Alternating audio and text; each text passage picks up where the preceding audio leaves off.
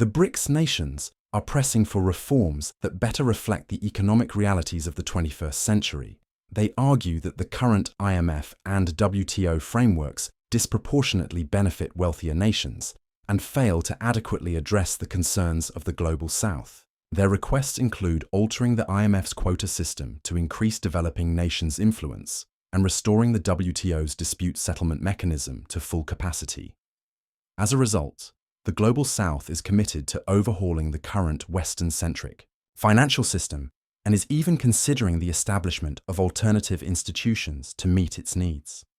In this video, we examine the causes of widespread discontent with the IMF and the policies in many Global South countries, where IMF-backed loans have had disastrous consequences for both residents and the economy. Let's begin. Brazil, when a major economic crisis struck in the late 1990s, Brazil turned to the International Monetary Fund, IMF, for help in stabilizing its currency and economy. In November 1998, the IMF approved a large $41.5 billion bailout package, contingent on Brazil implementing strict austerity measures and structural reforms to reduce fiscal deficits and strengthen economic stability. The mandatory austerity measures included severe cuts in public expenditure, higher taxes, and changes to the public sector. As a result, Brazil's government reduced spending on key services such as healthcare, education, and social security, making them less accessible and lower in quality, which disproportionately affected vulnerable and low-income populations. Citizens and labor groups expressed anger over these policies, accusing the IMF of exacerbating poverty and inequality. Protests erupted across the country, with opponents claiming that the focus on fiscal austerity stifled economic growth and social progress, leading to increased unemployment and civil unrest. Nonetheless, some experts believe that these austerity measures and structural changes were vital for Brazil's long-term economic stability, helping to contain hyperinflation, restore investor confidence, and lay the groundwork for future prosperity. Brazil's early repayment of IMF loans in 2005 under President Luiz Inácio Lula da Silva is often cited as proof of the country regaining financial sovereignty and improving its economic situation. However, there is ongoing debate about the effectiveness of IMF-imposed austerity measures. While they may have stabilized the macroeconomy, they came with significant social costs, raising concerns about balancing economic reforms and social welfare. The Brazilian situation exemplifies the complex relationship between international financial aid, local policy execution, and the socio-economic issues faced by the population. Indonesia. The Asian financial crisis hit Indonesia particularly hard in the late 1990s, causing a severe devaluation of the rupiah, skyrocketing inflation, and significant economic turmoil. In October 1997, President Suharto's administration obtained a $43 billion bailout from the IMF. The ensuing austerity measures sparked widespread public anger. By May 1998, mass demonstrations had erupted, culminating in deadly riots in Jakarta and other cities. Protesters targeted symbols of wealth and power, causing massive property damage and theft, with much of the violence directed at the Chinese-Indonesian community. The government responded by mobilizing the armed forces to restore order, resulting in several deaths. Estimates vary, but some sources suggest the death toll exceeded 1,000. The erosion of public trust in Suharto's leadership, coupled with rising criticism, led to his resignation on May 21, 1998, after 31 years in office. The events of 1998 marked the beginning of Indonesia's Reformasi era, characterized by democratic reforms and greater government transparency. However, the crisis and IMF-imposed austerity left a lasting impact on Indonesian society, shaping popular views on foreign financial institutions and guiding economic policy for years to come. Egypt. In January 1977, Egypt witnessed widespread social unrest, known as the bread riots, when the government decided to reduce subsidies on essential food products. This move, intended to secure financial assistance from the IMF, led to sharp price increases in staples such as bread, sugar, rice, and cooking oil. These sudden price hikes sparked protests in major cities like Cairo, Alexandria, and Suez. The Kharbe unrest began on January 18, 1977, with workers in industrial areas such as Helwan organizing strikes and demonstrations. Students and other residents soon joined, culminating in massive rallies with participants shouting slogans against the government and its economic policies. Tensions escalated as protesters targeted government buildings. Symbols of authority and wealth, such as police stations, government buildings, and high-end hotels, were also targeted. Public transit was also affected, causing extensive property damage. On January 20th, President Anwar Sadat dispatched the military to restore order, sparking clashes that resulted in around 80 deaths, over 550 wounded, and 200 arrests. With mounting pressure and popular resistance, the administration was obliged to reverse its decision and return subsidies, calming the situation. Morocco faced serious economic challenges in May 1981, including a substantial budget deficit and mounting external debt. To address these concerns, King Hassan II's administration reached an agreement with the International Monetary Fund, which required austerity measures, most notably the elimination of subsidies on essential foods like wheat, sugar, oil, milk, and butter. Prices rose proportionately by 40% for wheat, 50% for sugar, 28% for oil, 14% for milk, and 76% for butter. The unexpected rise in food prices provoked widespread outrage, culminating in the Casablanca bread riots on May 9, 1981. Thousands of underprivileged people flocked to the streets, attacking symbols of affluence, including banks, pharmacies, grocery stores, and flashy cars. The administration responded quickly and forcefully. Police and military personnel opened fire on protesters. Official statistics put the death toll at 66, but opposition figures say it was 637, with many of the victims being young people from slum neighborhoods. The harsh crackdown had lasting social and political consequences. These incidents underlined the instability of implementing austerity measures in a population reliant on subsidized goods, as well as the friction between foreign financial institutions, economic changes, and Morocco's socio-economic reality. This moment is a striking reminder of the fragile link between economic policy and social cohesiveness throughout the country's history. Nigeria was in the midst of a severe economic collapse. By the mid-1980s, with declining oil income, rising external debt, and diminishing foreign reserves. In July 1986, under General Ibrahim Babangida, the government implemented a structural adjustment program developed in collaboration with the IMF.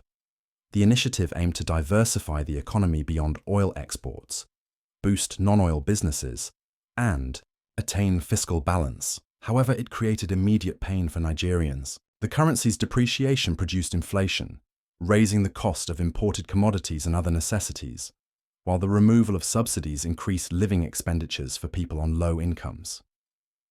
Public discontent resulted in anti-SAP riots in May and June 1989. The demonstrations began on May 24, 1989, at the University of Benin, where students marched with a mock coffin and green leaves, singing slogans like "SAP must go" and "SAP is a vampire." The movement quickly expanded across the country, combining students, workers, and other organizations in key cities, including Lagos, Ibadan, and Benin City, resulting in severe battles with security forces. The government's response, which included military deployment, resulted in numerous fatalities and arrests. The program's tight regulations slowed the economy, increased unemployment, and harmed public services. These austerity measures bore severely on the social fabric, exacerbating poverty and inequality. The government's harsh suppression of dissent further destabilized the political environment, undermining popular faith in leaders. While some believed that these changes were necessary to ensure Nigeria's long-term economic security, the immediate social consequences proved high. This era is frequently mentioned as an example of the perils of implementing externally imposed economic policies in the absence of adequate social safety nets. Let us take a little stop. If you've loved the film thus far, might we ask for a tiny favor? Hitting the like button allows us to reach a larger audience, and giving your views and criticism in the comments has an even greater influence. Thank you for watching. Now, let's get back. Venezuela entered a serious economic crisis in February 1989 due to a sharp decrease in oil income and rising external debt. President Carlos Andrés Pérez responded by implementing IMF-recommended austerity measures known as El Gran Vir, or the Great Turn, aimed at restoring economic stability through structural changes. The rapid implementation of these regulations sparked popular outrage. On February 27, 1989, demonstrations erupted in Guira, near Caracas, in response to bus price increases. The unrest quickly spread to Caracas and other cities, resulting in large-scale rallies, rioting, and looting, known as El Caracazo. President Pérez announced a state of emergency, suspending constitutional rights. Government soldiers were ordered to quash the insurrection, which resulted in widespread bloodshed. Officially resulted in 277 people being killed, although independent estimates put the death toll between 2,000 and 5,000, mostly at the hands of security forces. The crackdown destroyed faith in established politics, paving the way for Hugo Chavez, then a lieutenant colonel, to stage a failed coup in 1992 and then win the presidency in 1998 by capitalizing on popular dissatisfaction. El Caracazo is seen as a watershed moment in Venezuelan history, highlighting the profound socio-economic differences and the explosive consequences of sudden economic changes. Since 1988, Pakistan has frequently entered into agreements with the International Monetary Fund, each requiring austerity measures and subsidy reductions to control budget deficits and promote economic stability. Often, these actions have caused enormous public outrage, resulting in demonstrations and political instability. Pakistan's original IMF deals called for structural adjustment plans, including subsidy cutbacks on essential products and currency depreciation. Prices for vital items skyrocketed, affecting low-income groups and creating public outrage. Under President Pervez Musharraf, the government received about $2 billion in IMF loans across 2 programs. The mandated austerity policies lowered government expenditure and increased subsidy cuts, exacerbating public suffering, sparking protests, and deepening political upheaval. Opposition to the IMF's suggested measures has persisted. In October 2024, for example, the government hiked taxes by 40% as part of an IMF bailout accord, sparking widespread demonstrations. Critics argued that these austerity policies exacerbated inflation and unemployment while straining public services. Supporters, on the other hand, believe that such reforms are essential for creating long-term budgetary stability and addressing underlying economic shortcomings. During the 1990s, Kenya implemented structural adjustment plans recommended by the IMF and the World Bank to address financial difficulties such as deficits and slow growth. These SAPs imposed significant reforms, such as privatizing government-owned firms and reducing public spending. Officials went on to sell off a number of parastatals in order to increase efficiency and alleviate financial concerns. By late 1995, Kenya had divested from more than 100 businesses, including 43 tea factories that had been given over to farmers, as well as reduced holdings in large firms such as Kenya Airways and Kenya Commercial Bank.